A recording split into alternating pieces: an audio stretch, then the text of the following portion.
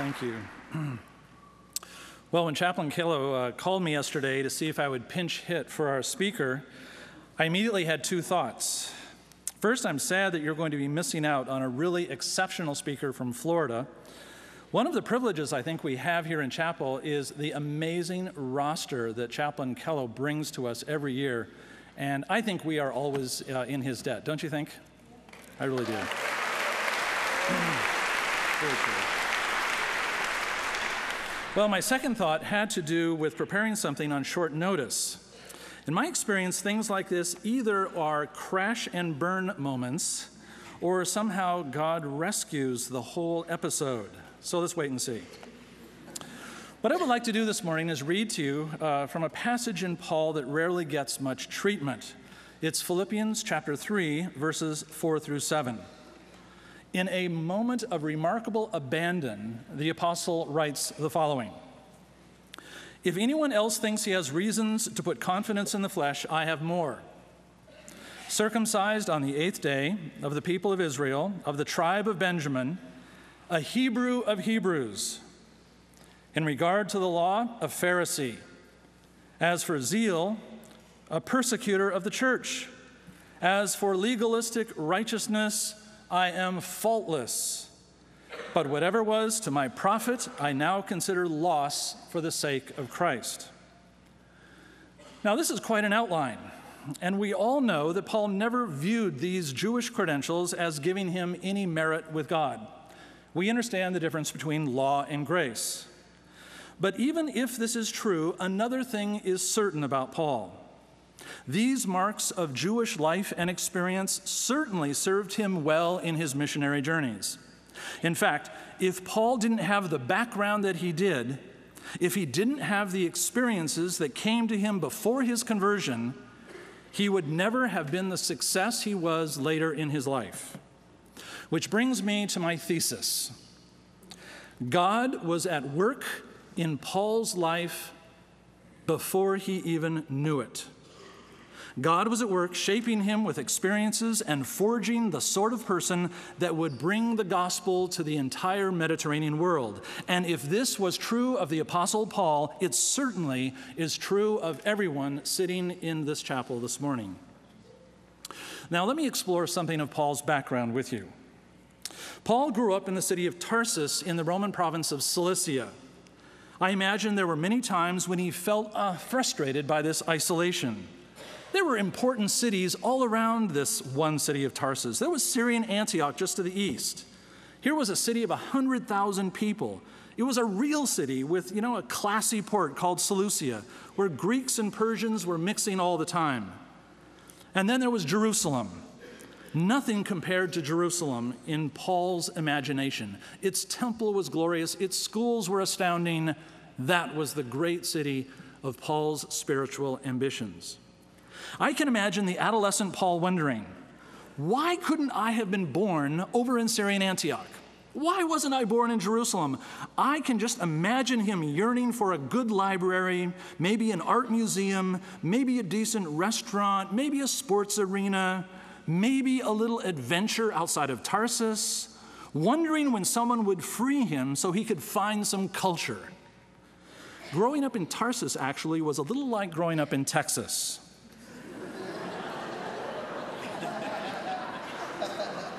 Just seeing if you were tuned in. But what Paul had there in Tarsus, he probably didn't recognize at the time. His family provided him with an Orthodox Jewish childhood. His family gave him a love for the scriptures and an intimate understanding of his Jewish traditions. His father was a Pharisee, and Paul likely inherited the strength of his convictions from his father. No surprise that Paul became a Pharisee too, and that eventually the family paid to send him off to Jerusalem for advanced study. But there was something more. Because he was in Tarsus, Paul also grew up in what we call the great Jewish diaspora. This was the huge community of Jews living around the Roman Empire who decided that it was okay to embrace the wider culture of Rome. Just north of Tarsus are the Taurus Mountains. They average about 7,000 feet, and they become an impossible barrier to travel coming south through Asia Minor. Except for one thing. There is a famous gap in the mountains near Tarsus called the Cilician Gates. In some places, the gap is only 60 feet wide. Alexander the Great and the Roman general Pompey had all squeezed their armies through the gap, and in Paul's day, caravan after caravan passed through it. And when the great caravans of Anatolia passed through the Cilician Gates, they came to Tarsus to camp. And they brought to Tarsus stories of places like Cappadocia and Galatia and cities like Ephesus. Caravans were the great freight trains of antiquity. Some had over 200 camels roped together nose to tail, moving from the Aegean to Persia and India. Imagine the young Paul at the gates of Tarsus or near the city's caravanserai, watching hundreds of camels from 1,000 miles away crowd in. Young Paul hearing languages he did not know. Food and songs from strange and distant places, camels laden with foreign exotic goods, boxes from Greece, bolts of silk from the east, dusty mercenary guards having the smell of adventure all over them. So at a young age, Paul's head was filled with dreams of foreign places. And all of it pushed his worldview further and further out. See, Paul's childhood was not provincial. It wasn't closed. It wasn't separated from the width of the world. He may have thought so as a child, but he probably didn't realize what was happening to him. You see, God was at work in Paul's life before Paul even knew it. See, Paul's parents had welcomed the Roman world. As a family, they had taken on citizenship, and when Paul was born, he inherited that status. This was a great opportunity for him, but it was also a huge decision for Paul's family. His life was joined with the future of the empire, and he decided to respect the empire wherever he went. So it's no surprise to me that Paul knew Greek so well, and we should expect that he studied the Greek and Roman classics of literature and understood his society perfectly. So here's the point.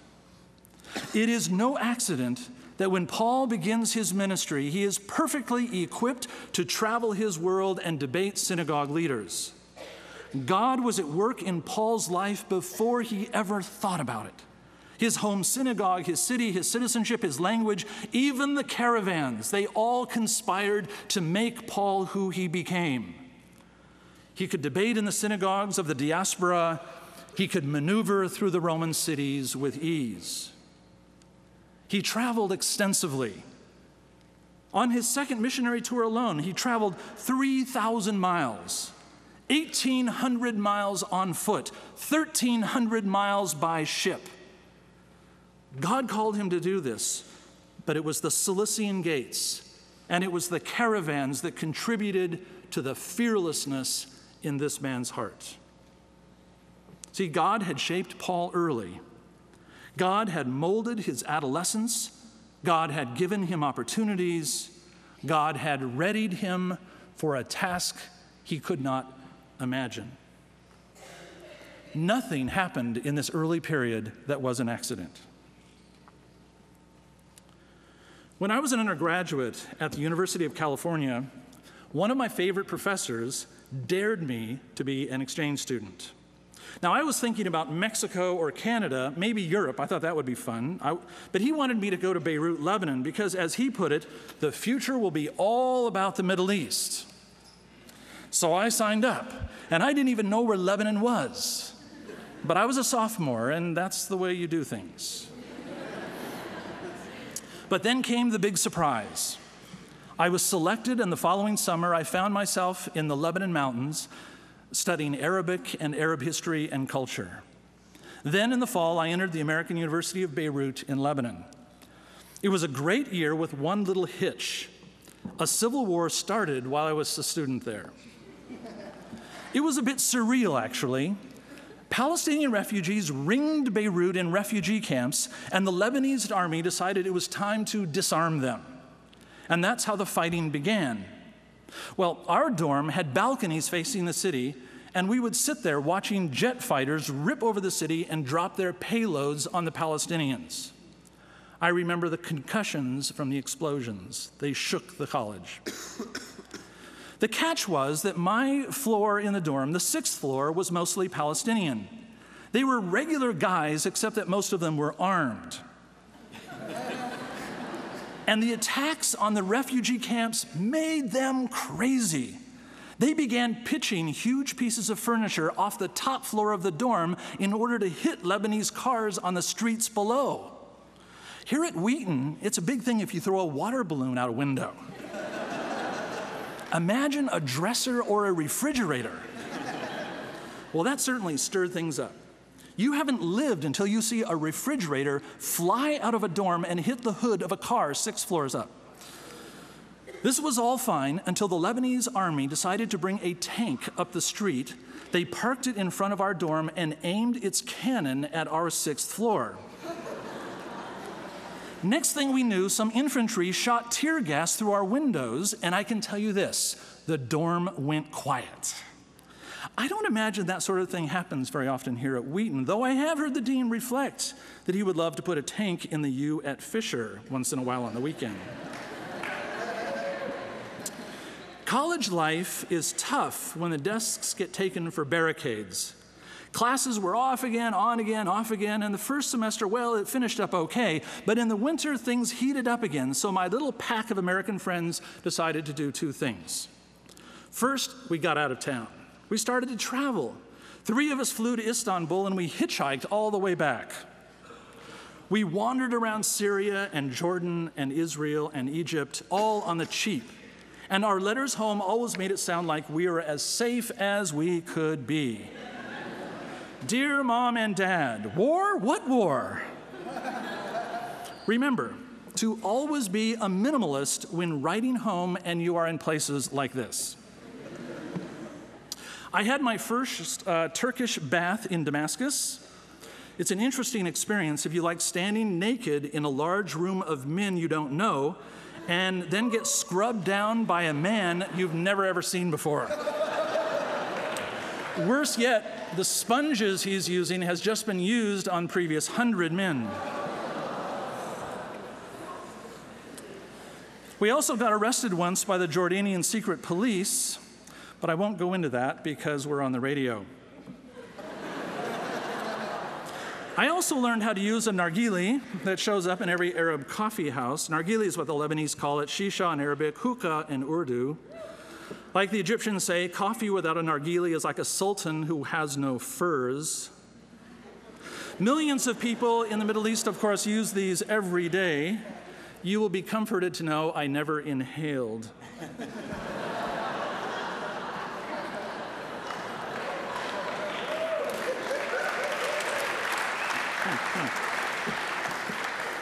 We're on the radio.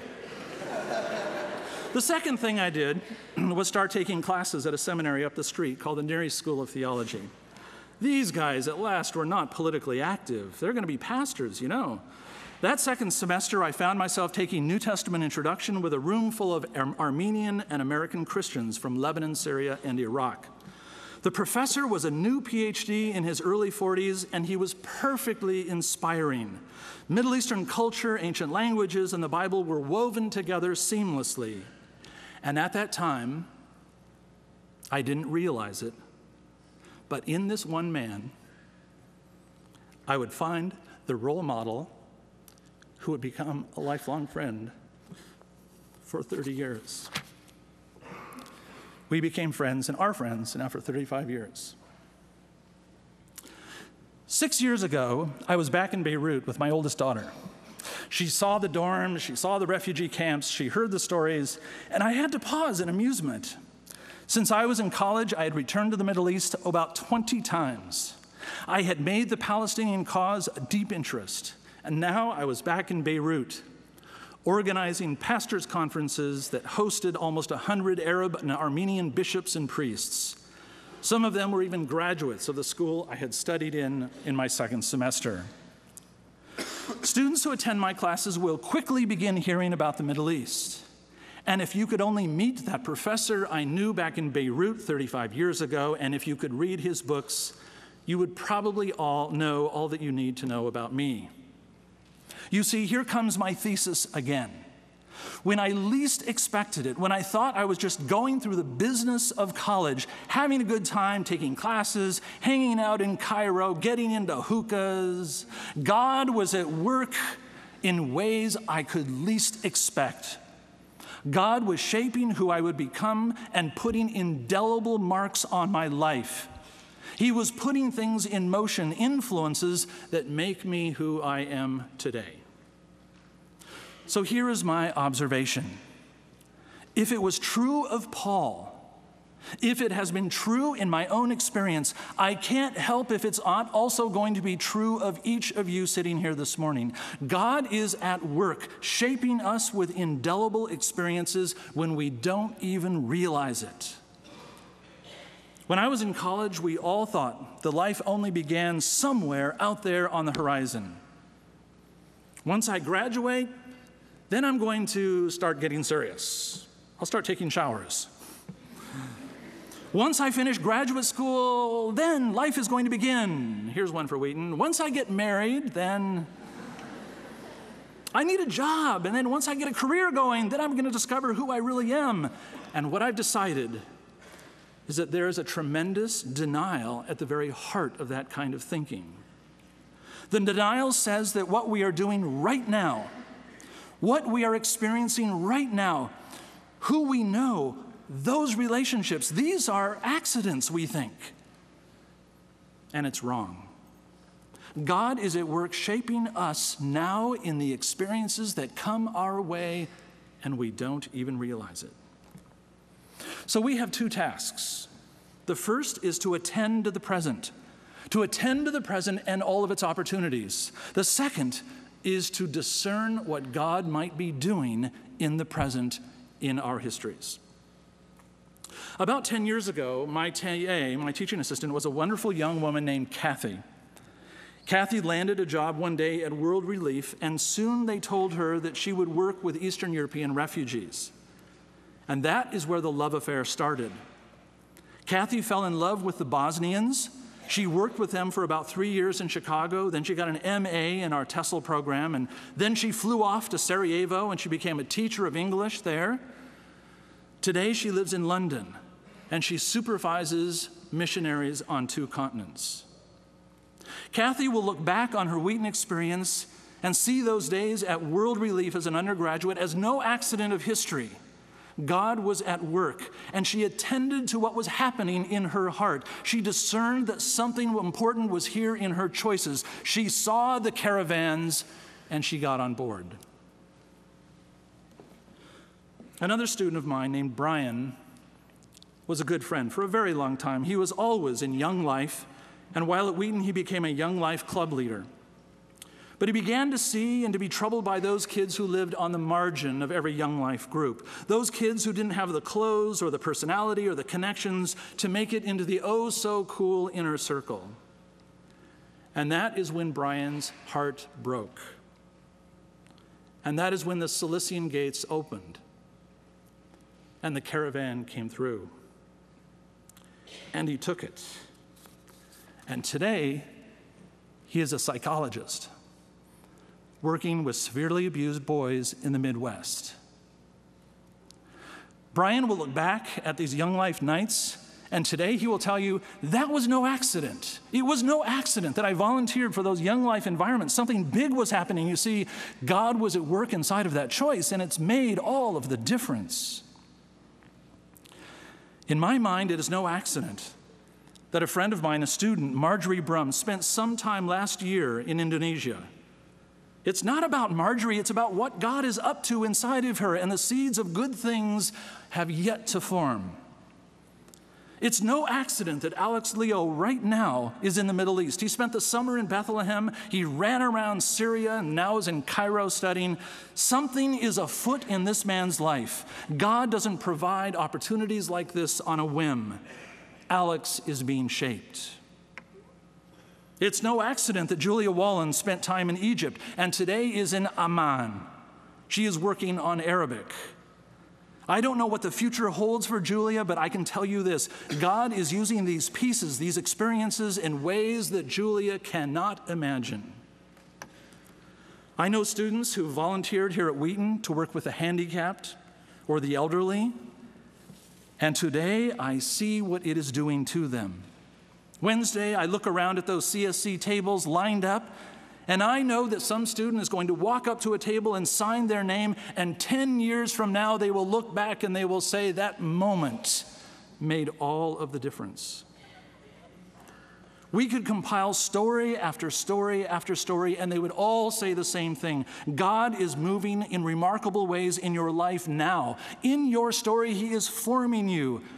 And one discipline of the faith is to discern it.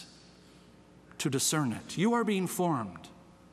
What is happening to you, in you, around you, isn't happenstance. You see, this is not the pregame show. We are not the warm-up band. This is the real deal. Even if you feel like you're in Tarsus, look around. The caravans are coming through here daily. Our task is to attend to what God may be doing in the present and to look for those places where we least expect Him and to discern what these things mean. Life has already begun, and you are being shaped by opportunities and choices, and they will make all the difference. Here's a guarantee that you can take to the bank.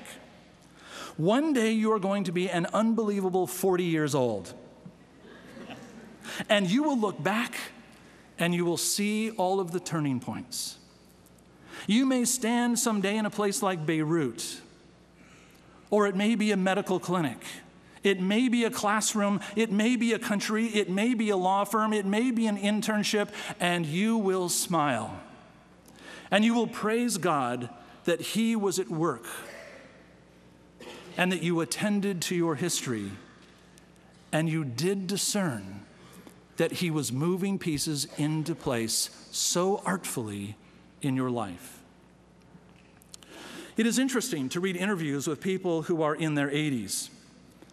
And when they are asked what they wish they had done differently, the same list of responses always comes out. You can actually put the answers in categories. They often say things like, I wish I knew that people were more important than possessions, and all of that kind of thing. But two responses always stick with me. People in their 80s will say, I wish I had taken more risks. I wish I had taken advantage of opportunities missed. Live near the Cilician gates. Watch for the caravans. God was at work in Paul, shaping who he would become, and God is at work in you, forming you in ways you barely recognize. Stand with me, please, for the benediction.